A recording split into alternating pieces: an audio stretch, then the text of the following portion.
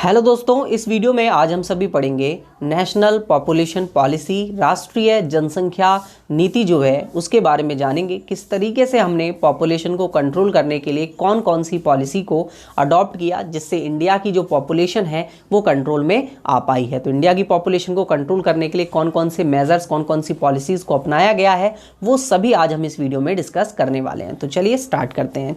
तो दोस्तों सबसे पहले तो हम जान लेते हैं कि ये पॉलिसी कब आई।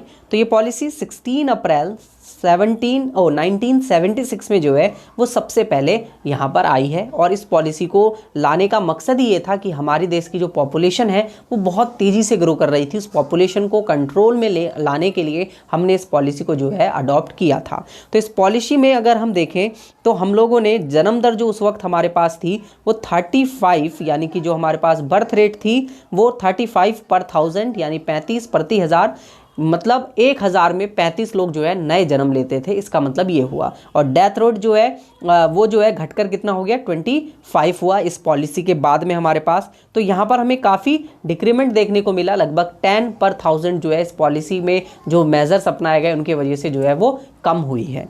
ठीक है, इसी के बाद हमारे पास जो शिशु मृत्यु दर है उसको हमने कम किया, जिससे अधिक बच्चों की जो लालसा है उसमें जो है कमी आई है। मतलब लोग जो है कम ज़्यादा पॉपुलेशन को बढ़ाने के लिए, मतलब ज़्यादा बच्चों की जो लालच होता है कि ज़्यादा बच्चे होने चाहिए, उसमें जो है कमी आई है देखने को, क्योंकि शिशु मृत्यु दर जो है हमने उसे कम किया है।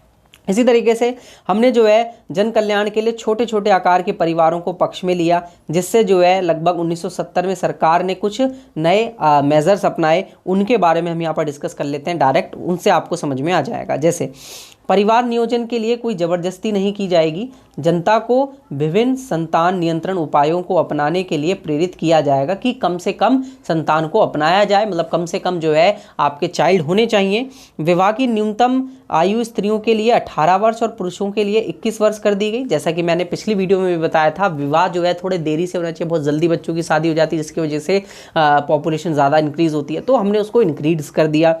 विवाह के पंजीकरण को कानूनी तौर पर जरूरी माना गया कि ज़रूरी रहेगा ये। और युवा पीढ़ी के लिए हमने जो है जनसंख्या के लिए चेतावनी, मतलब उनको थोड़े जागरूक करने के लिए उनको बताया कि किस तरीके से फैमिली प्लानिंग की जाती है। शिक्षा प्रणाली को हमने विस्तार किया और जो हमारे पास सेक्स एजुकेशन है उसको हमने धीरे धीरे जो है स्कूलों तक अनिवार्य कर दिया, ताकि बच्चों को भी उसके बारे में पता चले और वो आगे जाकर इन सब मेजर्स को अपनाएं अच्छे तरीके से और पॉपुलेशन कंट्रोल में रहे इंडिया के। ठीक है, और ग्रामीण जनता में परिवार नियोजन का संदेश पहुंचाने के लिए हमने संचार का माध्यम का प्रयोग किया। जो ग्रामीण लोग हैं वहां पर पॉपुलेशन ज़्यादा तेज़ी से इंक्रीज़ होती है, तो उसके लिए हमने नॉलेज को प्रसार किया, ज़्यादा से ज़्यादा लोगों तक उस इन्फॉर्मेशन को पहुंचाया कि गवर्नमेंट क्या मेजर्स को अपना रही है और कैसे पॉपुलेशन को कंट्रोल करना है। जो लोग जनसंख्या नियंत्रण के स्थायी उपाय जैसे बाध्यकरण नसबंदी को चुनने लगे, उनके वजह से मुआवजा भी प्रदान किया। मतलब अगर इन मेजर्स को अगर कोई अपनाता है तो उसके लिए हमने जो है कुछ मुआवजे देना स्टार्ट किए, जिससे लोग जो है प्रोत्साहित हुए इन सब चीज़ों को, इन मेजर्स को अपनाने के लिए। और उन सभी निजी व्यावसायिक निगमों को कर में छूट दी गई जो संतान नियंत्रण उपायों का खर्च करते हैं। जो इस तरीके से पॉपुलेशन कंट्रोल पर हम लोगों को एक तरीके से जागरूकता फैलाते हैं, उन लोगों को सरकार ने टैक्सेस वगैरह में छूट देना स्टार्ट कर दिया, जिससे वो ज़्यादा जोर शोर से अच्छे तरीके से काम कर पाएँ इस विषय के ऊपर। तो ये थी पूरी पॉलिसी उस वक्त जो अपनाई गई। फिर दोस्तों हमने इस पॉलिसी में बदलाव किया और हमारे पास जो नेशनल पॉपुलेशन पॉलिसी है फिर 2000 में, यानी कि ईयर 2000 में इसको जो है वो बनाया गया। 15 फरवरी 2000 में इसको बनाया गया दोबारा से, जिसको हमने एनपीपी का नाम दिया, घोषणा की, वही सेम पॉलिसी को रखा। इस पॉलिसी में अगले 10 वर्ष के लिए भारत को लोगों को, यानी कि जो प्रजनन है, रिप्रोडक्शन है, वो तथा लोगों के जो स्वास्थ्य हैं उस पर ज़्यादा ध्यान दिया गया और इन पर ही कुछ फ़ायदेमंद टॉपिक्स को लेकर जो है कदम उठाए गए। जैसे कुछ आपके पास 3 श्रेणियों में हमने इसको डिवाइड किया गया। पहला है तत्कालीन उद्देश्य, जो स्टार्टिंग में हमने रखा कि हमें ये तो करना ही करना है। तो जो नई नीति है उसमें तत्कालीन उद्देश्य में गर्भ निरोधक संसाधनों की मांग को पूरा करना, जिसमें हमारे पास कॉन्डम्स वगैरह आ जाते हैं, उनकी सप्लाई को अच्छे तरीके से बनाए रखना इकॉनमी के अंदर। और स्वास्थ्य रक्षा और संचार तथा स्वास्थ्य कर्मियों की व्यवस्था की गई, जिससे स्वास्थ्य सेवाओं में भी इंक्रीमेंट हो सके इन सभी चीज़ों का। इस नीति का लक्ष्य जो है जो रिप्रोडक्शन है, जो प्रजनन है तथा बाल स्वास्थ्य सुरक्षा के समन्वित जन सेवा प्रदान करना का एक एक पूरा लक्ष्य जो है वो रखा गया। इसी तरीके से मध्यकालीन उद्देश्य जो हमने रखे वो 2010 तक जो टोटल फर्टिलिटी रेट है यानी कि कुल प्रजनन दर है उसको हमने कन्वर्ट कर दिया प्रजनन की प्रतिस्थापन दर यानी रिप्लेसमेंट लेवल उसको लेकर आए, जिससे हमारे देश में जो रिप्रोडक्शन का लेवल है, रिप्रोडक्शन की जो रेट है वो कम आए, प्रजनन की दर जो है वो इकोनॉमी के अंदर कम हो जाए। ठीक है, अब देखिए यहाँ पर प्रजनन की प्रतिस्थापन स्तर से अभिप्राय है कि एक शुद्ध पुनः प्रजनन दर अर्थात औसत प्रत्येक स्त्री द्वारा केवल एक ही लड़की का जन्म देना, ये हमने इसको जो है कन्वर्ट किया कि ज़्यादा से ज़्यादा जो है मतलब महिलाएं जो है ज़्यादा से ज़्यादा बर्थ ना दे सकें ज़्यादा बेबीज़ को, तो उसके लिए भी हमने मेजर्स को अपनाया ताकि पॉपुलेशन जो है वो ज़्यादा इंक्रीज़ ना हो। दीर्घकालीन उद्देश्य अगर हम देखें तो हमने लगभग 2045 तक ये मान के चला कि हमारी जनसंख्या जो है स्थिर रेट से इंक्रीज होगी, कम से कम रेट से इंक्रीज होगी, ये टारगेट हमने रखा। ठीक है, तो इसमें भी हमने काफ़ी कुछ मेजर्स को अपनाई, ये दीर्घकालीन उद्देश्य थे हमारे।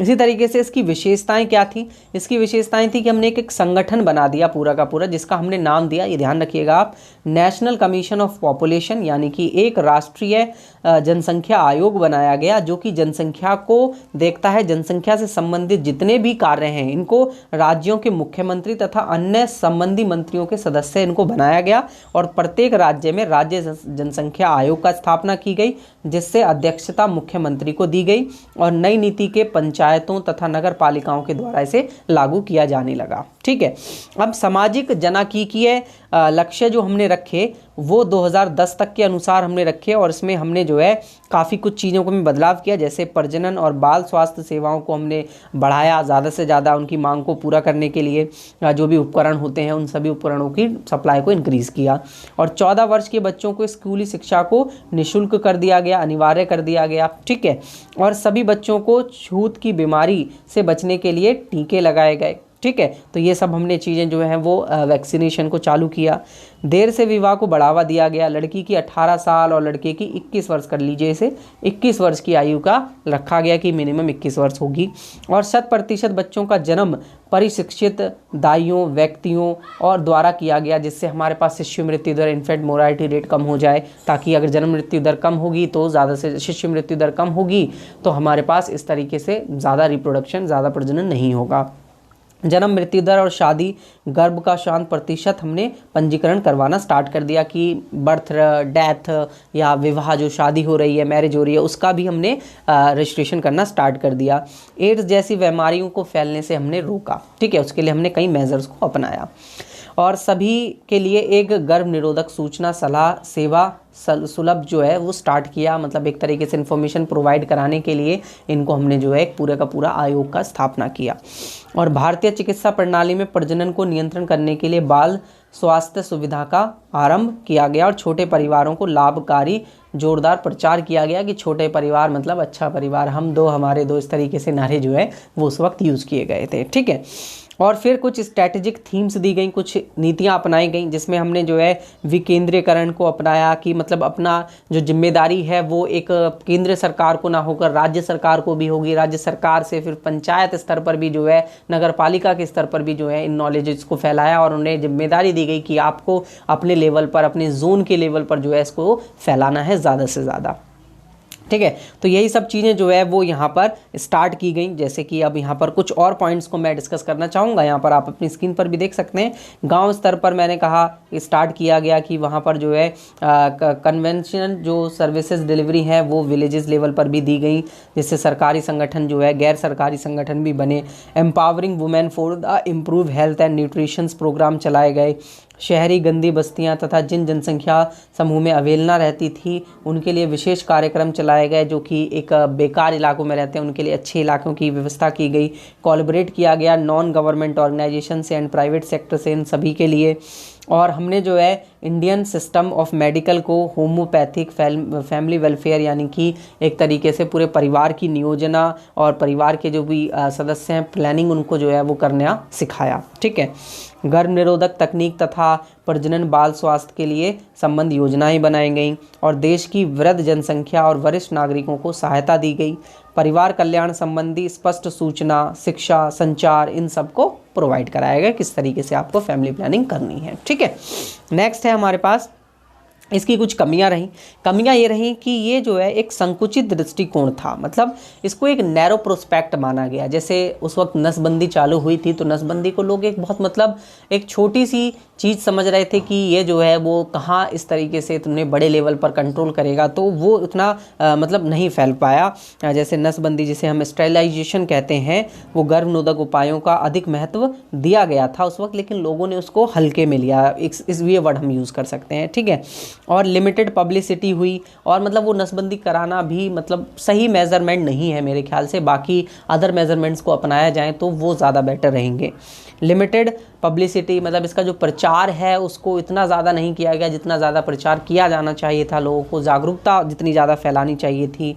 और इनएफिशिएंट यूटिलाइजेशन हुआ इंफ्रास्ट्रक्चर का, जो मतलब सरकार ने जितने भी कानून बनाए, प्रोग्राम बनाए, जिनका जिस तरीके से यूज़ होना चाहिए था इकॉनमी के अंदर, शायद वो उतने उस तरीके से यूज़ नहीं हो पाया, जिसके वजह से उसकी कमी रहती है, ठीक है। और फिर हमने बाल प्रोग्राम जो बनाए, जो कि 1976-77 के दौरान बनाए थे, वो ज़बरदस्त तरीके से चल रहा था, लेकिन जोर जबरदस्ती करना स्टार्ट कर दिया। जैसे नसबंदी कार्यक्रम में जोर जबरदस्ती लोगों के साथ की गई, ये यहाँ पर गलत था। तो इस तरीके से ये प्लान फेल होता है, या इसकी जो कमियां हैं वो यही हैं, ठीक है ना।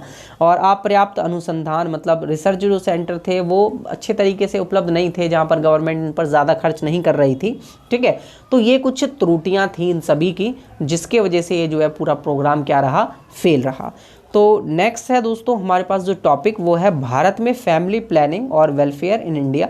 इसको मैं नेक्स्ट वीडियो में कवर करूंगा। और अगर आपको ये वीडियो अच्छी लगी हो तो आप इस वीडियो को लाइक शेयर सब्सक्राइब जरूर कर लें चैनल को। इसी तरीके की वीडियोस मिलती रहती हैं। और अगर आप फुल कोर्सेज ज्वाइन करना चाहते हैं तो आप मुझे इस नंबर पर कांटेक्ट कर सकते हैं। स्क्रीन पर भी फ्लैश हो रहा होगा आपके नंबर, जिसकी वजह से मैं आपको सारी इन्फॉर्मेशन प्रोवाइड करा पाऊँ कि किस तरीके से आपको कोर्सेज को ज्वाइन करना है। लिंक डिस्क्रिप्शन में दिया हुआ है, एप्लीकेशन डाउनलोड कर लीजिए, टॉप क्लासेज ऐप, वहाँ पर फुल कोर्सेज मिल जाते हैं, इकोनॉमिक्स के जितने भी आपको कोर्सेज चाहिए हों। चलिए दोस्तों, नेक्स्ट वीडियो में मिलते हैं।